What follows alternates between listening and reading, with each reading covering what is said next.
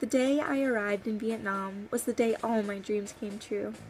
When Mark left me behind in Cleveland with the petty worries of school and parents, while he was ushered off to live and explore, I felt empty, gypped.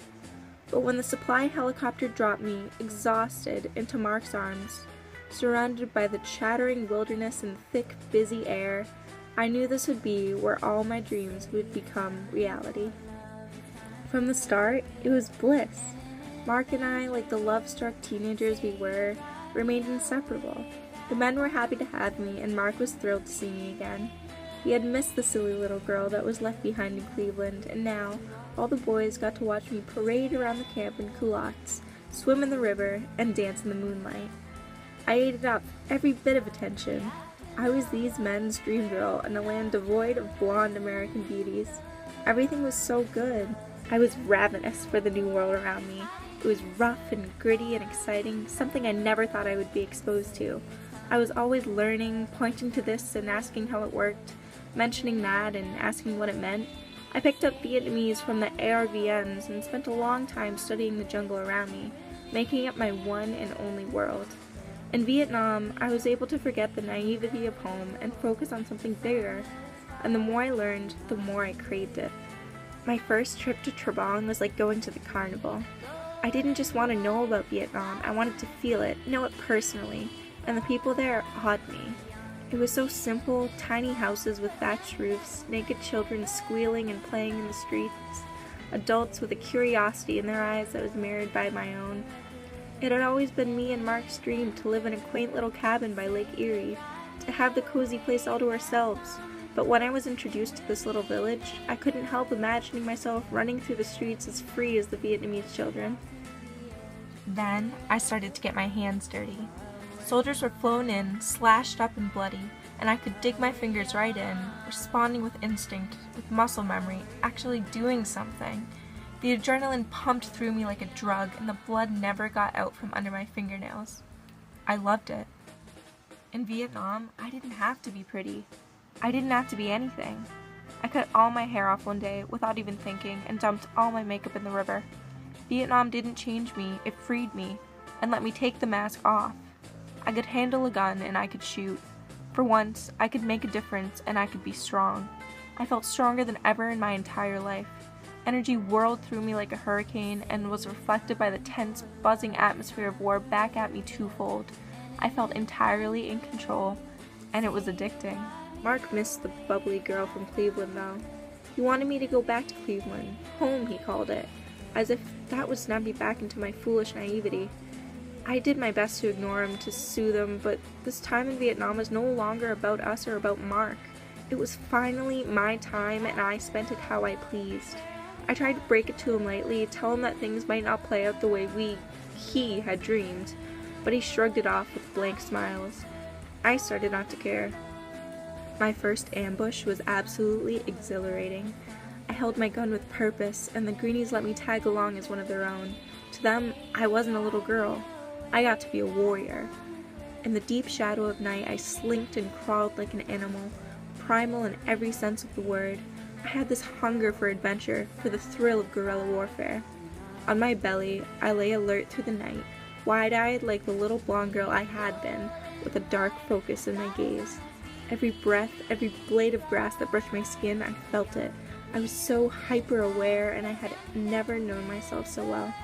This, I thought, this was freedom. I hadn't thought about how Mark might react until I got back to camp and he was there, waiting. His eyes were a mixture of disappointment, relief, and rage, and focused entirely on me.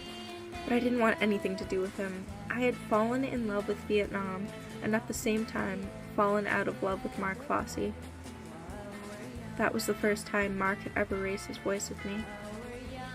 "Stop acting like a man, like you're fighting this war," he said. "You've got to act like the girl you are, the girl I brought here." I told him, flatly, that I didn't have to do anything. He got real quiet and then asked, "Do you love me, Marianne?" I told him I did. It was a lie. He was so quiet when he told me, "We're still gonna get married. If you don't want to marry me now, you won't want to marry me ever." He said he wanted to marry the girl he fell in love with. and if he couldn't, then there was no reason for me to be there. I said I would. I bound myself to that promise for the sake of my own freedom. Both knew that from that point on, everything was over. I played my part and wore my skirts and washed my hair, but the bubbly Cleveland girl was gone, eaten up by her own hunger for life. Eventually, Mark didn't want me anymore. The thought of going back home, of leaving this beautiful, wonderful place that gave me so much hope and fulfillment, was maddening. So I decided I wouldn't go back, not until I had satisfied this hunger inside of me. I thought of running off, getting lost in the jungle and never coming back, but there were people right in front of me who could guide me through this instinctual craving, the greenies. I went on every one of their ambushes. Those are the best 3 weeks of my life. On my third raid, I made my first kill. It was a broad, powerful Viet Cong man, taller than me, quicker, smarter even, but I was quieter, and he couldn't outrun my bullet. When he fell, the greenie commander crawled over to him, drawing his knife. I watched, cautious and curious, as my ally cut out the enemy's tongue. He presented it to me. A necklace hung on a length of copper wire, and a sense of pride replaced my disgust. My new trophy stained my shirt with blood. At the end of that raid, I had 8 more tongues. Returning to camp after 3 weeks of ambushes in the jungle was strange. The whole place felt foreign, too organized, too civilized. It made me crave the wild energy of the jungle, the feeling that made me explore myself, push my body, feel my instincts. The hooch at the edge of the camp was homely, buzzing with loud energy, warm music, and smelling of jungle. There, I was at peace. Not quite so alert as in the jungle. There, I could smile, sing, and rest. Like a lion's den, the hooch was warm, cozy, and familiar. Then, a familiar face burst in. Mark Fossey, the man who I had all but forgotten about.